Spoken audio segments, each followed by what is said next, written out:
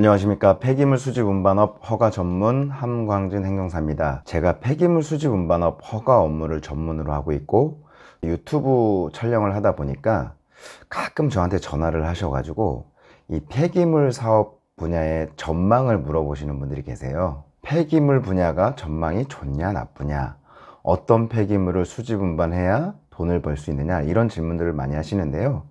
사실 제일 잘 하시는 분들은 현장에서 일을 하시는 분들이고, 저는 이렇게 수집 운반 허가를 이제 내다 보면 이 사업하시는 분들한테 이제 듣는 얘기가 좀 있고, 그분들이 어떻게 해서 돈을 버는구나, 이런 게 좀 보이는 부분이 좀 있어요. 그래서 오늘은 저한테 이 폐기물 분야 전망을 물어보시는 분들이 많으니까 제가 그동안 보고 느낀 그 경험을 바탕으로 말씀을 좀 드려보겠습니다. 뉴스에도 나왔지만 국내 폐기물 시장 규모가 2025년 기준으로 한 23조 7천억 정도 된다고 하네요.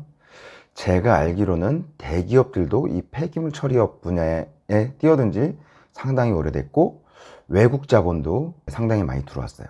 그리고 폐기물 수집 운반 업체에도 수십억씩 투자를 한 기업들도 저는 봤어요.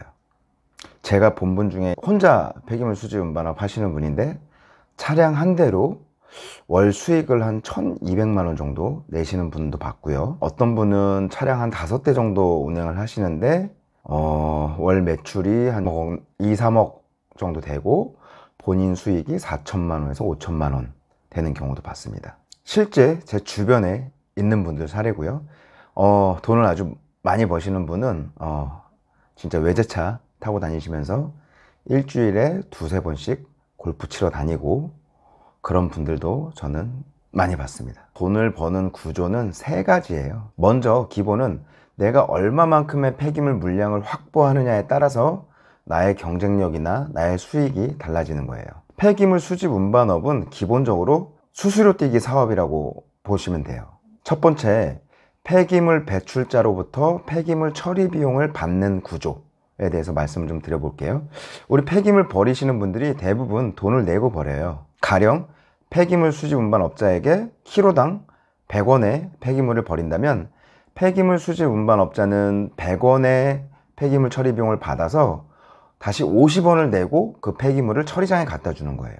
그럼 얼마 남아요? 50원 남는 거죠. 그 남는 50원으로 차량 유지하고 기름 넣고 기사 월급 주고 하는 거예요. 그리고 남는 돈이 그 사장님의 수익이 되겠죠. 뭐 남을까 싶겠지만 남는 게 있으니까 사업을 하시겠죠. 기사를 쓰지 않고 본인이 직접 일하면 뭐 기사 인건비 정도는 본인이 더 가져갈 수 있겠죠. 실제로 저 이렇게 혼자 하시면서 월 수익 한 1200 정도 가져가시는 분 봤고요. 핵심은 폐기물 처리 비용으로 최대한 많은 금액을 받아서 싼 금액의 폐기물을 처리하는 거죠. 차이가 클수록 나에게 수익이 많이 남겠죠. 이게 폐기물 처리 시장 구조 첫 단계 기본이에요. 두 번째 구조인데요. 이건 거꾸로 내가 적은 금액을 주고 폐기물을 사와서 더 큰 금액으로 그 폐기물을 파는 거예요. 이거는 주로 재활용이 잘 되는 폐기물이 해당돼요. 예를 들어서 폐식용유, 고철, 돼지기름, 소기름, 이 외에도 재활용이 되는 폐기물은 상당히 많고 그 시장 규모도 엄청나게 큽니다. 예를 들어 볼게요. 폐식용유가 주로 어디서 나오나요? 치킨집, 식당에서 많이 나와요. 그 다음에 대규모 뭐 급식실이라든지 식품 제조 공장도 포함되겠네요. 폐식용유는 그 버리는 사업자가 돈을 내고 버리는 게 아니라 오히려 돈을 받고 버려요. 그러니까 수집 운반 업자가 돈을 내고 사오는 거죠. 폐식용유는 공장에서 정제하면 경유랑 같이 섞어서 쓰는 거예요. 쉽게 말해서 재활용이 되는 거죠. 최대한 적은 금액으로 사와서 비싼 금액으로 파는 게 중요하겠죠. 뭐 폐식용유 18리터 캔 한 통에 경매가가 14,000원 정도 한다라고 하면 한 통에 10,000원 정도 내지는 12,000원 범위에서 내가 폐식용유 사온다면 남는다고 보는 거죠. 세 번째 구조는 폐기물을 그냥 가져와서 돈을 받고 파는 구조예요. 이거는 그 폐기물을 버리는 배출자와의 어떤 관계라든지, 또 이런 경우가 있어요. 그 폐기물이 돈이 되는 건데도 신경 안 쓰시고 그냥 우리 이 폐기물을 제때제때 매일매일 잘만 치워달라, 이렇게 요청하시는 분들이 있거든요. 그런 업체로부터 공짜로 폐기물을 가져온다라고 하면 그 폐기물을 재활용 업체에 제값에 팔기만 하면 무조건 돈이 남는 거죠. 자, 정리할게요. 폐기물 시장에서 돈을 버는 방법은 첫째, 많은 물량을 확보해라. 둘째, 큰 돈을 받고 갖고 와서 적은 돈에 처리해라. 셋째, 적은 돈으로 사와서 큰 돈에 팔아라. 넷째, 그냥 갖고 와서 큰 돈에 팔아라. 폐기물 종류가 한 300가지 정도가 돼요.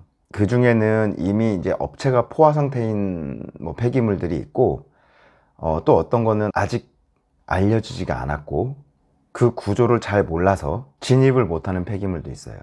내가 어떤 폐기물을 확보하기가 수월한지 이걸 먼저 판단해 보셔야 돼요. 그리고 돈을 받고 가져올 수 있는지, 돈을 주고 가져와야 되는지, 또 그렇게 갖고 온 폐기물을 어디다가 처리해야 되는지, 돈을 내고 처리해야 하는지, 돈을 받고 처리할 수 있는지, 이런 것들에 대한 고민을 하셔야 됩니다. 엊그제 저한테 20대 청년 한 분이 전화를 주셨어요.